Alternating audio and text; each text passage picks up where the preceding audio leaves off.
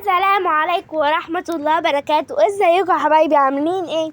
يا رب تكونوا بخير. قبل ما نبتدي الفيديو بتاعنا ما تنسوش تحطوا اللايك والشير والسبسكرايب للقناة عشان يوصلكوا اي فيديو جديد. النهارده الفيديو بتاعنا بقى هو ايه؟ هنفرز شوية بامية وهننضف عند الكبريت وهننضف التوابل. فالوقت نقول على طول يلا بينا. دخلت على طول على البامية، ما شفتش قدامي، دخلت على طول لقيتها موجودة، قلت يلا هو في غيرها، هنعمل بامية. دخلت بقى فضلت اشيل في الراس كلها، اشيل اشيل اشيل اشيل، ما سبتش راسة واحدة، سبتش بامياية لسه مولودة، شلت راسها على طول. قلت يلا هو احنا ورانا ايه، هنشيل البامية كلها. بعد ما شلتها بقى اللي حصل، دخلت على طول عشان نعمل بقى حاجات تانية. انا مش عايزة احرق عليكم الفيديو، بس بصراحة عايزة اقول، فمش هحرق ونخش على طول. هنا بقى ايه، هقول لكم حتتين طريقة عرفتها من ستي زمان كده. هنا بقى هشيل الراس وهشيل حتة صغيرة خالص من تحت وهنغز من النص على طول، بس كده. فهنا بقى برضو هفضل اشيل في الراس. انتي ممكن تعمليها بالطريقة دي وممكن تعمليها بالطريقة دي، وكده البامية بس بصوا زي ما انتوا شايفين، بس كده. ونشيل على طول. هتقولي لي يا جنى؟ هقولك الدمعة تخش جواها تستوي حلو وتبقى نضيفة وعلى سنكة 10، بس كده. فبرضه فضلت اشيل بقى. بصوا ما سبتش بقولكوا بامياية، البامياية ما فلتتش من ايدي، فضلت ادي بقى يلا يا بات. والله يا جماعة ما سبتش بامياية. وهنا بقى قلت الحمد لله قربت اخلص البامية. فضلت اعمل برضو، وكنت يا جماعه زهقانه قوي لان هي فعلا رخمه، بتحس بالملل بقى هي هتخلص امتى، هي هتعمل امتى، لحد ما خلصت نصها. وخلص نصها بقى او ربعها يا جماعه، وفضلت برضو اعمل استسلم لا. فرحت بقى ايه، عملت ايه، شلت بقى جين جين جين، ما سبتش حته. هنا بقى ايه، قررت ان اعمل ايه برضو نفس الحركه اللي هي اشيل حته من فوق تحت حته صغيره خالص وانغز نغزه من النص على طول، وانا هفضل استنى، فاحنا ورانا شيء وشويات. وبعديها عملت لك ايه بقى يا اختي، ببص كده لقيتها يا خراشي ده لسه فيها. قلت يا لهوي مش هتخلص. هنا بقى يا جماعة أحمد كان عايز يقرب الراس على راسه، قلت له من عينيا دي قبل عينيا دي. رحت بقى عملت لكم ايه، افشله واحدة واحدة وفضلت احط. هو عايز يحط ايه بتاع ايه زي الهنود كده، قلت له انا ليا غيرك. فضلت بص بقى انا هحط لك واحدة يعني، بصوا كده عجبوا عليا معرفش. انا يا جماعة بقى اقول لكم طريقة هنسلق بامية عادي كده. هحط نص الحلة مية، ودي البامية اللي احنا خلصناها وحطينا نص الحلة مية.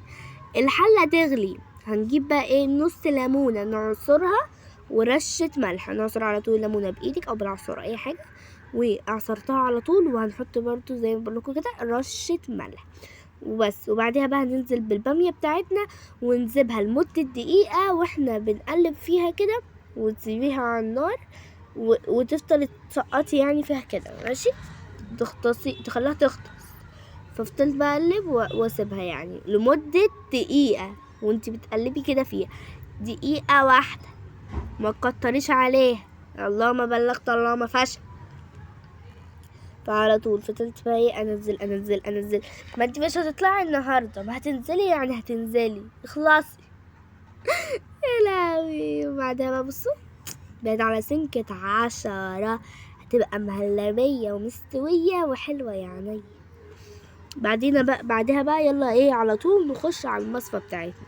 هنعمل ايه بقى، هنصفيها من المية، وبعديها هنعمل ايه، هنحط عليها مية، نفضل ننزل في مية لمدة دقيقة برضو.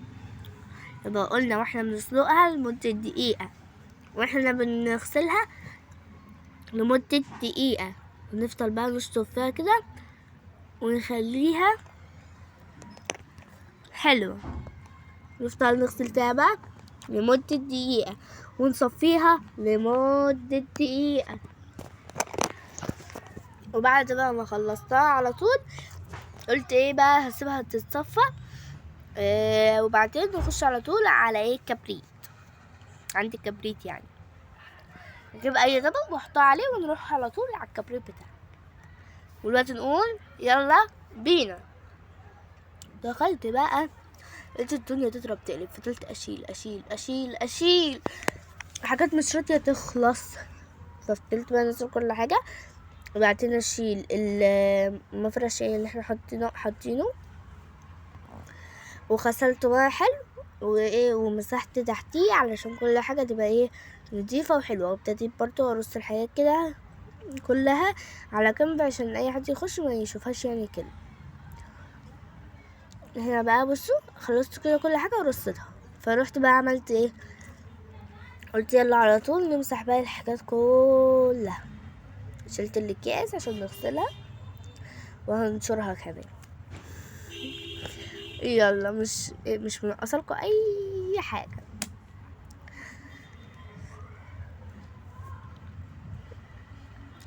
زي ما انتوا شايفين كده.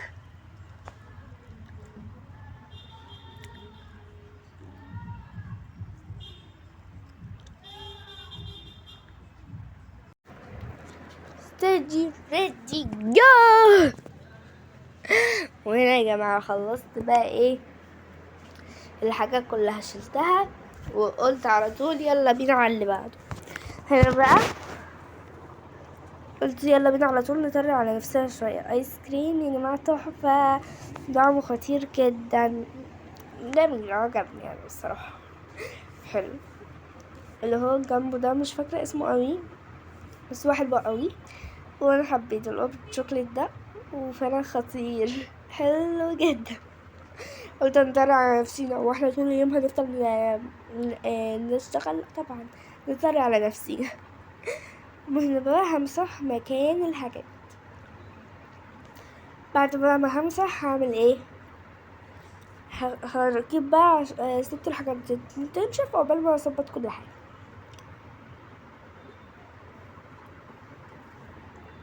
مسحت كل حاجه عندي الكبريت. هنشف بقى المكان باقي قماشه برضو قماشه مبلوله وقماشه ناشفه. القماشه المبلوله تمسحي بقى الاول بعدين نعمل بالنشف على طول النشف. عقبال برضو ما يتهوى شويه همسح بقى ايه العلب والحاجات كلها. واحمد هنا كان عايز يوريكو غناءه ملناش دعوة طبعا باللي بيقولوا بيغني بالخيارة فاكرها مايك. عبيط يا ابني يبقى عبيط نسيبنا منه ملناش دعوة بيه خالص. نشوف احنا بنعمل ايه. فضلت امسح بقى البرطمانات كلها كده واركنها على جنب وسبت كل حاجة في مكانها. وبعديها هجيب بقى برضو الاكياس ونرصها تاني. بس قبل ما نرصها بقى ايه فضلت كده الحاجات كلها من البرطمان من العلبة دي ورحت بقى ايه غسلتها وهنشفها كمان. وبعديها بقى هعمل ايه هرص كل الحاجات. هرص الاقماع وهرص كمان لقيت الوان رحت قلت يلا عشان لما حد تلاقي فروحت حطيتها برضه. ولقيت طاس قلت لها ايه ده تعملي حفلة من غيري حطيته برضه. وبعديها على طول ايه بقى نشوف ورانا ايه. لقيت حاجات شكل بعض ده صغير شوية وده كبير رحت لبستهم في بعض وانا هفضل انقي اخلصوا ولا ده شغل كتير. فعلى طول بقى من غير اي كلام فضلت ارص ارص ارص ارص ارص لحد ما رصيتهم كلهم. فبعديها بقى على طول هخش على اللي بعده. جماعة كنت فرحانة اوي ان انا خلصت. بتاع كان فيها مكان اي حاجة اشوفها ارص ارص ارص. فبصوا بقى جيت خلاص. وهنا بقى انا زهقت يعني بعد ما خلصت ورصيت الحاجات كلها. بصوا البتاع فاضية ودي بقى هنعملها الوقت مع بعض. فالوقت على طول قلت بقى نفرفش شويه على نفسينا وبعدين نرجع تاني في الوقت على طول بقى، مش عايزه اتاخر عليكم في الوقت، نقول يلا بينا على طول نرجع تاني. دخلت بقى مسحت البتاع دي كويس جدا، وبعدين بقى هطلع الاسترتش استرتشها يعني عشان ما تتدهولش، فخليها بقى الفها بالاسترتش عشان ما تبوظ. عشان شلت الاسترتش اللي فات كنت حاطه ورده فاتدهول يعني وكده، فروحت شلته وحطيت بدل. ودي كان مني معلش كتيره بتاعه كانش راضي يفتح، فبفتحه لقيته فتح خالص فبوظ. كان مني كتير، قلت بقى يا لهوي لو دخلت علي. هرص بقى كده التوابل كلها، وطبعا بقى زي ما انتوا شايفين البرطمان الصغير ده، ثانية واحدة ده مليان مرقة دجاج. ازاي هنعرف الوقت مع بعضينا، بس قبل ما نعرف هنعمل ايه بقى، همسح الرخامات بتاعتنا كويس جدا، وهشيل كده التربوزات الناحية التانية وبرضو امسح بس كده. وبقى هنعمل ايه، هجيب من ماجي، وقلت هعملها انا بقى قبل يعني ما احط ماجي وكده. رصيت بقى الاكياس دي، وبعدين هرص بقى التوابل جنب بعضها كده وحلو. اول حاجه ابتديت بيها بقى ايه، جوز الهند حطيته، وبعدين نشا او نشا وبعدين جوز مش فاكره. وهحط بقى التوابل كلها كده، وارص بقى المسدسات دي. انا رصيت واحد جنب العلبه، ورز ده شغال والتاني مش شغال يعني كده، رحت حطيته بقى وخلاص عشان مش هفضل اي حاجه يعني. وبعديها بقى ايه دخلت كده الفانيليا وكيس كيك شيكر مفتوح، فحطيته برضه زنقته كده جنبيه. وهنا بقى النسكافيه ده والحاجات دي رصيتها السيخ ده رصيته في مكانه. هنا بقى النسكافيه ده كل حاجة رصيتها أول مش هعمل طبعا ينفع نسكافيه. وهنا بقى هرص على طول في التاني. هنا كنت بفتكر صلاحيته انتهت، بس هو لسه شغال، انا لسه ما انتهتش. قلت يخرب بيتك اقعدي ساكتة اقعدي ساكتة. فرصيته بقى كده حلو، وبعد ما اخلص على طول هقول لكم طريقة ماجي. اشيل بقى الورقة دي والحاجات دي كلها، وارمي بقى الحاجات اللي ملهاش لازمة، وهمسح برضو الرخامة. همسح بقى الرخامة وعلى طول نعمل ماجي مع بعض.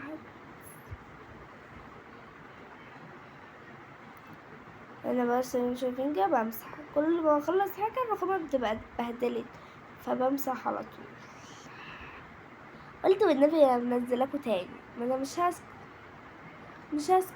رحت بقى ايه، لقيت الاسترتش يعني مش محطوط، لقيت الاسترتش وحش، رحت شلته.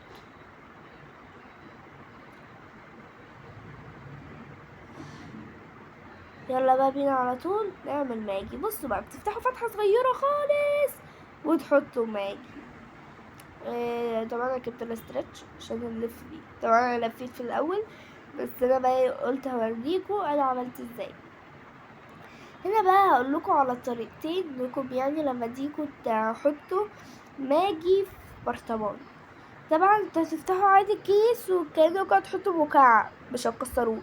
هقولك بقى على طريقة عشان مش هينفع المكعب يتحط. هتجيبي ايد الهون او نشابة صغيرة، فتفضل يدقي بس انا مش هستعمله يعني وكده، بس انا قلتلكوا تخبطي كده وبعدين تمشي بقى بالنشابة، هتلاقيه بقى ايه الشاتوليه جه. انت هتحطي 5 في العلبة. هقولك علشان اصلا عارفة العلبة دي بتاخد 5 اكياس ماجي، انا عارفاها. فعلى طول فضلت اخبط في الخمسة على كلهم وامشي كده النشابة، وبعدين بلاقيهم خلصوا على طول. فبجيب بقى المقص واقص حتة صغيرة خالص قد النمل. ولو انتي برضو مش عارفة ان انتي تحطيها كده هقولك على طريقة تانية. هنا بقى فضلت احط كل الاكياس على اخر كيسين هقولك. بصوا بقى الفتحة بتبقى صغيرة ازاي، بصوا واخد برضو حتة كمان لقيتها صغيرة، خدت حتة كمان وبعدين هحط. طب يا جنى قولنا على طول الطريقة التانية اللي هي ان احنا نجيب طبق كده وهحط الكيسين او التلات اكياس اللي ناقصين اي حاجة في الطبق، وهجيب مقلعة لو لقيتهم في قطع بقى مفتحة اكسر اكسر اكسر، وبعدين هحطهم بقى في البرطمان. جبت طبق صغير عشان هما كوكسين بس اللي ناقصين. ظبطت كل حاجة حواليا كده وقلت يلا على طول ركبت بقى البرطمانات، وقلت بقى على طول ايه، يلا على طول نحط ماء. فضيت بقى الكيسين. بصوا كنت خايفة تقع عشان هنا فتحته شوية قريب من الماجي وكده، فهنا بقى حطيتهم نجيب مقلعة على طول ونقلب بقى كله كده. معرفش اللي بحب ادمج الاتنين مع بعض، وهحط بقى كده كده ممكن يقع في الارض مش هتعرفي تلميه. فروحت بقى جبت الطبق كده وفضلت بقى احطه وياه فوق الطبق، ولما تلاقيها اتملت شوية اتخبطت كده على الرخامة هتلاقيها اتظبطت وكل حاجة بقت تمام. يا جانا. وهنا بقى هفضل برضه اعمل لحد ما خلصناها على طول. بصوا لقيت بقى يا حبة قلتلهم يا ولادي ماشي ماشي، على طول لقيت حبة اتقلبوا مني خراشي لو دخلت. مسحت على طول بقى كده حواليا بس كده. همسح بقى برضو البتاع. انا خلصتهم بس انا قلت ايه اوريكم انا عملتهم ازاي. وبعد بقى ما خلصتها كده على طول يعني هعمل ايه بقى، هنشفهم بمنديل عشان اتاكد انها نشفت فوق وتحت، لفوق وتحت عشان الاسترتش لما يلزق هتنزليه طبعا على تحت، فلما يديكي تلزقيه هيبوظ مش هيلزق. فعشان كده طبعا انتوا شايفين من بدري الاسترتش بتاعنا محطوط. يوه ببينها لكم الاسترتش يا جماعه. ففضلت افك فيه كده طربه كل ده عشان افكك. ده ايه ده، فكده بقى يا جماعة والله البتاع بيبقى معلق فبلاقيه مرة واحدة بوم اتفتح جامد. فقلتيلي وي يومك مش معدي النهاردة يا جن، يومك مش معدي. على طول بقى كده والحمد لله ما لفتش قفشت على طول. وهي المفروض تحط التانية الأول بس أنا بقى معرفتش.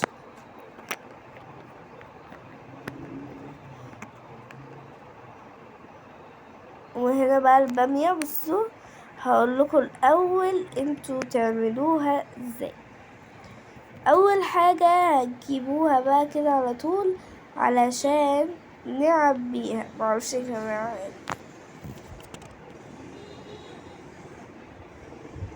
يلا على طول بينا نشوف عبيناها ازاي. اول حاجة هجيب البامية بتاعتنا ونعملها كده بقى نتأكد ان هي ناشفة ناشفة ما فيهاش نقطة مية. فجبت بقى ايه بتاع كده بتاعتي ماشي، هنجيب مغرفة او حاجة وعبي بيها كده بس على طول يعني. عبيت كده البامية كلها فيها. تقولي يا جانا طب انتي عملتيها ازاي كده؟ في الاول كانت حلوة وجميلة وكل حاجة بس انا بقى اوريهولكم. احنا هنشوف الوقت بقى احنا عملنا ازاي اللي في القدام يعني. عبيت بقى كل البامية ما سبتش بامياية اهو. نعمل بقى ايه، هنخرج الهوا من البامية على طول. بصوا كده مش تدوسي عليها بقى جامد اللي هي ايه هتبوظ، لا بالراحة. وانا ما ضغطتش جامد على فكرة، دي كانت بالراحة جدا بس لكن لو ضغطت جامد بقى ممكن تتعجن عشان احنا لسه سلقينها وكده. بس كده يبقى عملنا من دول كيس البامية. وبرضو اوريكم الطريقة دي ان هي مهمة ان انتوا يعني نطلعها كده لفوق. بصوا بقى خلصنا كده كل حاجة، رخامتنا فاضية وكل حاجة حلوة، وكمان عملنا بامية وعملنا عندي كبريت وعملنا بتاعة التوابل. دي تكون نهاية الفيديو بتاعنا النهاردة، وخلص كان الفيديو بتاعنا. متنسوش تحطوا لايك والشير والسبسكرايب للقناة عشان يوصلكوا أي فيديو جديد. صلوا على النبي، والوقت يقول لكم مع السلامة، انتظرونا في فيديو جديد. باي.